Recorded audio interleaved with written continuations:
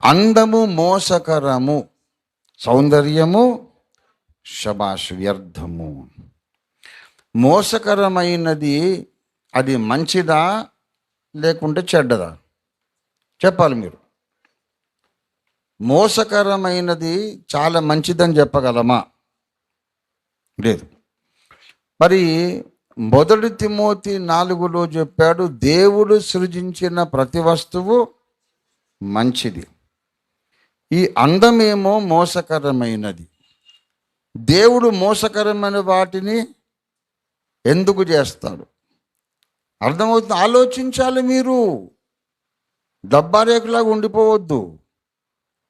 ఆలోచించి మళ్ళీ మళ్ళీ వాక్యం విన్న ప్రతిసారి మనోనేత్రాలు వెలుగుతూ వెలిగించబడుతూ ఉంటే మీరు బంగారు పాత్రలై భోజనం బల్ల దగ్గరికి వస్తారు. దేవునికి స్తోత్రం కలుగునుగాక.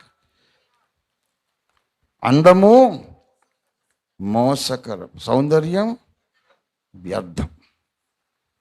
లూసిఫర్ దేన్ని చూసుకొని చెడిపోయాడు? తన సౌందర్యమును చూచుకొని గర్వించి చెడిపోయాడు.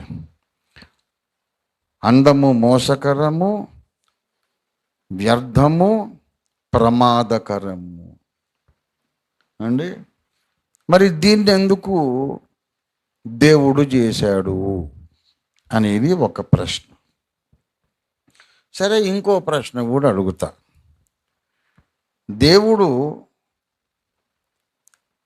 సృష్టించిన ప్రాణులన్నిటిలో, పక్షులలో, జంతువులలో అందమైనది ఏది? మగ జంతువు మగ పక్షి అందంగా ఉంటుందా? ఆడపక్షి ఆడ జంతువు అందంగా ఉంటుందా? ఇది కూడా నేను నా గ్రంథంలో రాశానా లేదా? అంత బుర్రకాయ వాడికి ఎక్కడిదా? డబ్బా రేకు కదా వాడు. అక్కడ ఉండాలి, బయట లోపలికి రానివ్వద్దు. డబ్బా రేకుకి ఇవన్నీ తెలియదు. నేను ఏం చెప్పాను? సకల ప్రాణి కోటిలో మగది అందమైనది. సింహము ఇంత జూలు పెట్టుకొని చాలా అందంగా ఉంటుంది, గంభీరంగా ఉంటుంది. ఆడసింహం, మగ సింహమేమో అందంగా దర్జాగా టీవీగా రాజసం ఉట్టిపడుతుంటే ఆడసింహము పిల్లిలాగా ఉంటుంది. పిల్లే కొంచెం పెద్ద సైజు. ఇంగ్లీష్లో బిగ్ క్యాట్స్ అంటారు వాటిని. Cat of a bigger size. అసలు బాగుండదు. అంతెందుకు, కోడి పుంజు బాగుంటుందా? కోడి పెట్ట బాగుంటుందా? పుంజుకు ఎర్రగా ఇట్లా జుట్టు, దాని తోక, ఏమి దర్జా. కోడి పెట్ట ఏమంత బాగుండదు. తల మీద ఆ కిరీటం ఉండదు, క్రౌన్ ఉండదు, తోక కూడా అంత పెద్దగా ఉండదు, బోడిగా ఉంటుంది. నెమలి పింఛం, నెమలి తన పింఛమంతా కూడా విడమరిచి పైకెత్తి విస్తరించి దాన్ని విప్పారజేసి మబ్బులు పట్టినప్పుడు, మేఘావృతమైనప్పుడు, వాతావరణం మేఘావృతమైనప్పుడు పింఛము విస్తరింపజేసి అందంగా నాట్యమాడే అందాల నెమలి మగదా ఆడుదా? మగది. పాపం ఆడనెమలికి ఏముండదు, బోడుగుంటుంది. లేపుదామంటే తోక లేదు, పింఛం లేదు. అన్ని ప్రాణులు, జంతువులు, పక్షులు మగవి అందంగా ఉంటాయి. మానవ జాతిలో మాత్రమే స్త్రీ అందంగా ఉంటుంది, పురుషుడు కొంచెం రఫ్గా ఉంటాడు. ఎందుకు? మగవాడికి మనస్సులో మోహం ఎందుకు? ఇవన్నీ నేను విశ్వ చరిత్రలో రాశా. ప్రియులారా, ఊరికి ఎందుకు ఆడోళ్ళ వెంట ఇప్పుడు కుక్కలాగా తిరుగుతాడు? ఏమండి, నా గ్రంథాల్లో డేరింగ్గా రాశా. నేను ఇప్పటిదాకా దాన్ని ఎవరు డిస్ప్యూట్ చేయలేదు, రెఫ్యూట్ చేయలేదు, ఖండించలేదు. దాన్ని గురించి మాట్లాడే దమ్మేలు దేవుడికి. అరే నిజమే సార్, మాకు ఐడియా రాలేదు అనుకున్నారు, గమ్ముగా నోరు మూసుకొని ఉన్నారు. కామ క్రోధ మోహ మద మాత్సర్యం. కామం అంటే కోరిక ఫిజికల్గా, మరి మోహం ఏంటిది? అది ఫిజికల్ కాదు, మానసికమైంది. శారీరకంగా ఏం లేనప్పుడు మనసు ఎందుకు ఆకర్షించబడుతుంది? ఆ మోహం ఎందుకో కూడా నేను రాశాను. ఎప్పుడు మగవాడి కన్నులు స్త్రీ మీదకి ఆకర్షించబడుతూనే ఉండాలంటే, ఇప్పుడు మగవాళ్ళు స్త్రీలు ఏకరీతిగా, మగ కుక్కకు ఆడ కుక్కకి ఏమన్నా డిఫరెన్స్ ఉందా?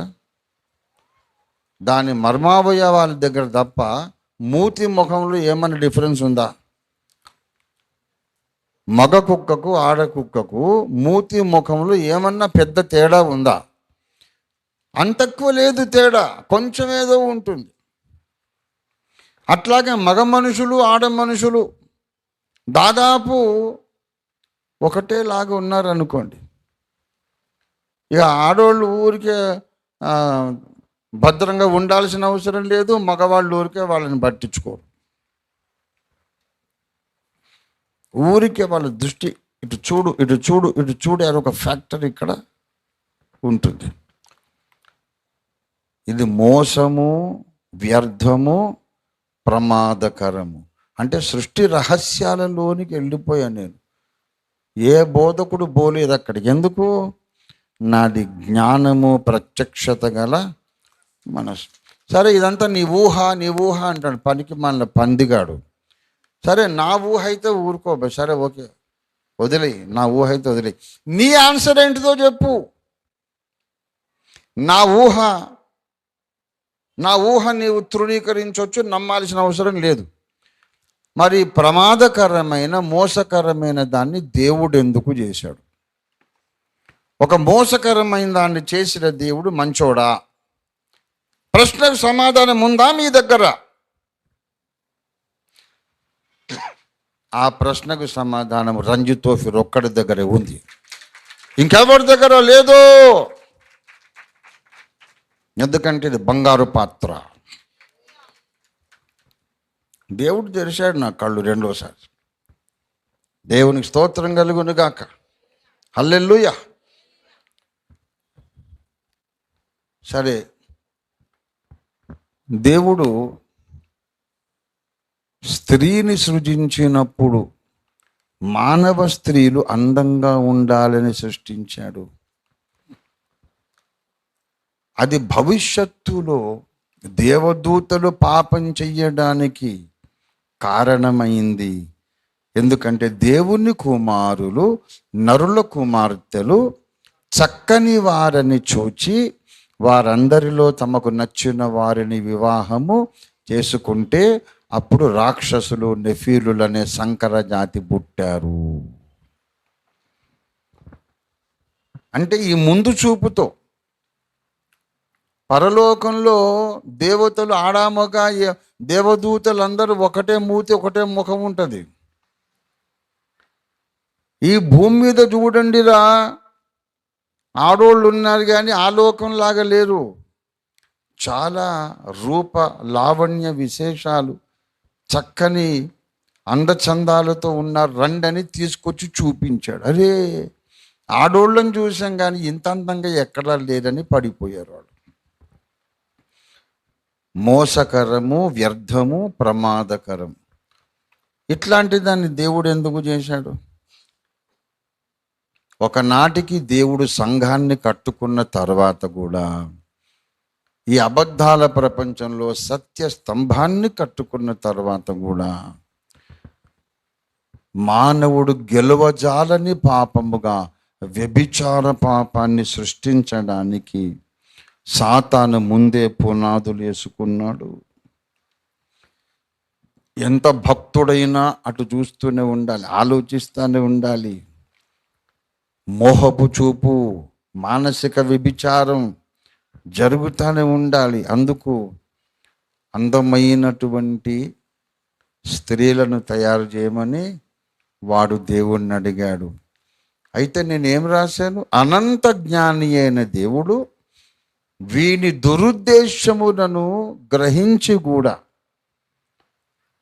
ఒరే ఎందుకు అడుగుతున్నావో నాకు తెలుసురా, నీ కుట్ర నాకు తెలుసు, అయినా నీ ఉద్దేశం నెరవేరదు, నీ దురుద్దేశాలను కూడా నా సంకల్పం నెరవేరడానికి వాడుకోగలిగిన మహాజ్ఞానిని రా నేను.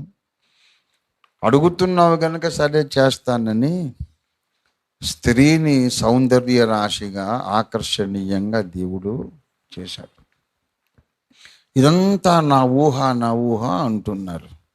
ఊహ కాదు, నా మనస్సుకు కలిగిన దర్శనం ఇది, ప్రత్యక్షత ఇది. బైబిల్ను బట్టి దేవుడు చెడ్డవేవి సృష్టించాడు.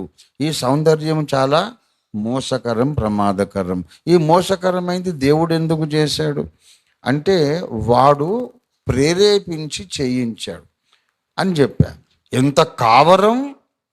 సాతాను మాట విని దేవుడు చేశాడు, సాతాను మాటకు లోబడి దేవుడు చేశాడు అని చెప్పడానికి ఎంత కావరం! ఇది దేవదూషణ అని అంటున్నాడు. ఒక రేకు డబ్బా, లెట్రిన్లో రేకు డబ్బా వాడొకప్పుడు ఉండే నా పక్కనే భోజన బల్ల దగ్గర. ఇక్కడ నుంచి జర్రువని జారి ఆ పాయఖానా లోపలికి వెళ్ళాడు.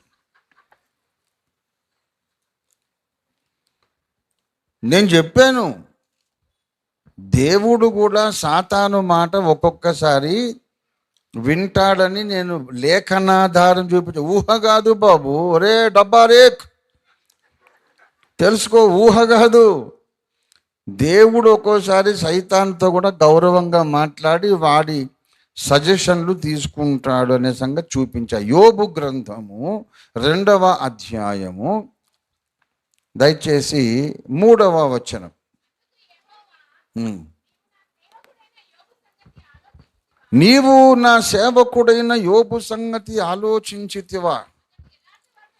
అతడు యథార్థవర్తనుడును న్యాయవంతుడునై దేవుని యందు భయభక్తులు కలిగి చెడుతనము విసర్జించిన వాడు.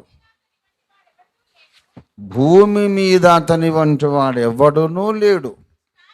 నిష్కారణముగా అతనిని పాడు చేయుటకు నీవు నన్ను ప్రేరేపించినను అతడు ఇంకా తన యథార్థతను వదలక నిలకడగా ఉన్నాడని ఎవరు చెప్తున్నారు? యెహోవా దేవుడు సర్వశక్తిమంతుడు చెప్తున్నాడు. నిష్కారణంగా యోబును పాడు చెయ్యమని ఒరే సైతాన్ నీవు నన్ను ప్రేరేపించాడు. పాపకార్యాలు చేయమని నన్ను సైతాను ప్రేరేపిస్తాడు. మనం ఆదాము సంతానం కనుక అప్పుడప్పుడు లొంగిపోయి పడిపోతాం. మరి సైతాను ప్రేరేపణకు దేవుడు లోబడ్డం ఏంటి? అసలు దేవుడు వాడిని రానియడం ఏంటి దర్బార్లోకి? చాలా పోరా పనికి మాలినాడు, ఎవడా అసలు వీడినెవడు లోపలికి రానిచ్చినాడు? ఎవడు? గేట్ మన్ ఏం పని చేస్తున్నాడు రా? ఆ గేట్ మన్ పట్టుకుపోయి జైల్లో వేయండి. వీడు ఎందుకు లోపలికి వచ్చాడు? పరిశుద్ధులైన దేవదూతల సమాజ కూటం వాడు ఎందుకు వచ్చాడు? ఎవరు నువ్వు ఎందుకు వచ్చావు, వీడు గెట్ అవుట్ అని ఎందుకు అనలేదు? వాడు వచ్చి నిలబడ్డాడంట.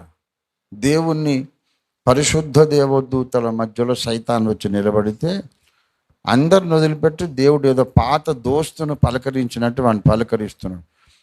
నీవెక్కడి నుండి వచ్చితివి? అట్లా ఏడు నుంచి వస్తే ఎందుకు? పనికి మళ్ళీ పందివాడు. నీకెందుకు అయ్యా వాడితో చుట్టరికం? నీకెందుకు వాడితో స్నేహం, సంభాషణ, స్నేహపూర్వక సంభాషణ ఎందుకు తండ్రి? ఏరా నువ్వు వచ్చావేంట్రా? సిగ్గులేదు? పడదొరసాను కదా, వెలివేశాను కదా, దేశ బహిష్కరణ విధించాను కదా, ఎందుకు వచ్చావు? మెడ పట్టుకొని బయటికి గంటేసేయండి అంట. నేనైతే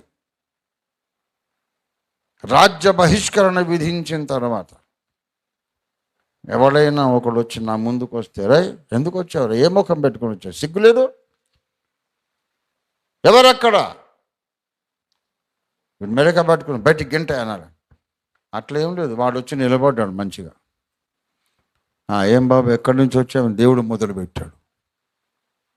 అంటే నేను ఇన్ని కోటాను కోట్ల ప్రపంచాలు గెలాక్సీలలో ఎక్కడి నుంచి వచ్చావని దేవుడు అడుగుతున్నాడు కనుక వాడు అన్నాడు, ఈ గెలాక్సీలు అన్నిట్లో భూమి అనే ఒక ప్రత్యేక గ్రహము నుండి నేను వచ్చాను. అట్లయితే అక్కడొక భక్తుడు ఉన్నాడు, నీకు తెలుసా? ఆలోచించితివా అన్నాడు. ఆలోచించితివా? అతడు ఇంత మంచివాడు, నీతిమంతుడు, న్యాయవంతుడు, యథార్థవర్తనుడు, యెహోవా యందు భయభక్తులు కలిగిన వాడు, చెడుతనము విసర్జించినవాడు. ఎందుకు చెప్పాలి నువ్వు ముచ్చటంతా వానికి? వాడేమన్నాడంటే, ఆ ఊరకయ్యే భయభక్తులు గలవాడాయన యోబు, అతనికి కలిగిన దానంతటికి నువ్వు కంచె వేసి ఉన్నావు కదా, ఆ కంచె తీసేసి అతన్ని పాడు చేయి, తర్వాత నీ ముఖం మీదనే నిన్ను దూషించి వెళ్ళిపోతాడు. అంటే అట్లా ఎన్నటికీ జరగదు.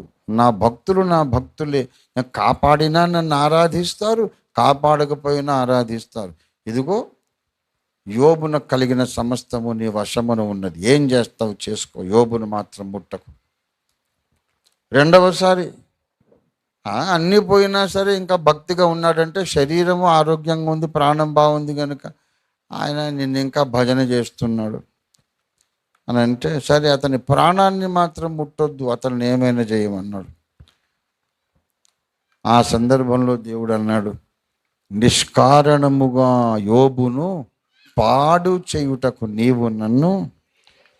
అంటే దేవుని అనంత జ్ఞానములో తన బద్ధ శత్రువైన సాతాను యొక్క మాట కూడా అనంత జ్ఞానంలో ఒక్కోసారి సరే అలాగే చేద్దాం, నీవు అడిగినట్టే చేస్తాను రా, దీనివల్ల నా ప్రణాళిక నెరవేరుతుందో నీ దుష్ట కుతంత్రం ఫలిస్తుందో చూద్దాం, సరే అలాగే చేద్దాం అని దేవుడు ఈ ఒక్కసారి ఇక్కడ రాయబడింది. మరి విశ్వ చరిత్రలు ఎన్నిసార్లు చేశాడో తెలియదు. అలాంటి ఒక సందర్భములోనే సౌందర్యము అనేది పుట్టి ఉండాలి, లేకపోతే మోసకరమైనది దేవుడు చెయ్యడు. చేస్తే ఆ దేవుడు మంచోడు కాడు. ఇది నా స్టెప్స్, నేను చేరుకున్న కంక్లూజన్. అట్లా కాకపోతే ఇప్పుడు నేను చెప్పిన ఈ ప్రశ్నలన్నిటికీ సమాధానం ఇవ్వాలి. ఎంత కావరము నీకు, ఎంత కావరం కాకపోతే సైతాను మాట విని అందాన్ని దేవుడు సృష్టించాడంటావు, సైతాను మాట ప్రకారం స్త్రీలను తయారు చేసాడంటావు. ఎంత కావరము అంటే కావరం సంగతి వదిలిపెట్టు. ఈ యోబు 2వ అధ్యాయం రాసినోనికి మరి వానికి ఎంత కావరం? బైబిల్లోనే రాసిన మాటను పట్టించుకోకుండా పోవడానికి నీకెంత కావరం రా? రేకు డబ్బా, పయఖానాల్లో రేకు డబ్బా. రంధ్రం పడిన రేకు డబ్బా మంచిగా ఉందా? తిట్టు. దేవునికి స్తోత్రం, హల్లెలూయా.